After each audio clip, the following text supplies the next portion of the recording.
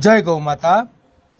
करुणा सेवक गौ सेवा चेरिटेबल ट्रस्टना गौसेवकोए 11 सीताफळीना रोप एटले के सीताफळीना पान गौवंशना पगमां अने खरीमां जे जीवात पड़े छे ते जीवातने दूर करवा माटे आ सीताफळीना पान आयुर्वेदिक दृष्टिए खूब ज महत्वना होय।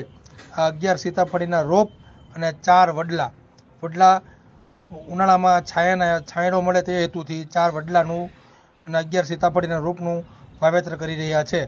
जय गौ माता, जय गोपाल।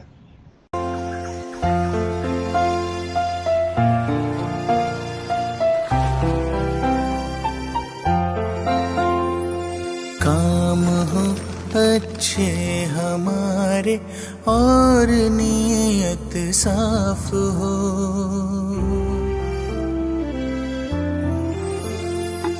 काम हो अच्छे हमारे और नीयत साफ हो, है वही इंसान जहाँ इंसानियत का वास हो, है वही इंसान जहाँ इंसानियत का